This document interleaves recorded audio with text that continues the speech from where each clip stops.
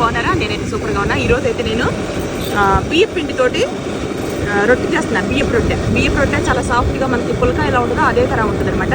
దాని కాంబినేషన్ రొయ్యలు ఇగురు చేస్తున్నానండి. ఎప్పట్లా కాకుండా ఈసారి కొంచెం వెరైటీ, ఈసారి కొంచెం వెరైటీ చేస్తున్నాను.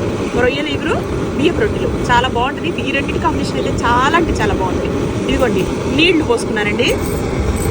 దీని నిండా మీకు పిండి తీసుకుంటే దీనికి 1.5 మీకు వాటర్ అనేది పోసుకోవాలి. గ్లాస్ పిండికి గ్లాసున్నర నీళ్ళు అలా అనమాట.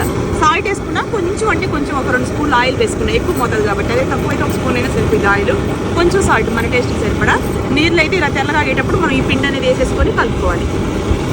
కాగుతున్న ఎసరులో పోసుకున్న తర్వాత బియ్యం పిండి ఇలా మొత్తం కలుపుకోవాలండి. కలుపుకొని ఇప్పుడు మనం వంట అదంతా అయిపోయిన తర్వాత ఒక అర్ధగంట 30 గంట టైం పట్టింది కదా. ఈ గ్యాప్లో ఇదేంటంటే బాగా మనకి పిండి అనేది పొంగి ఉబ్బిద్ది అనమాట. సో దీని మీద ఇది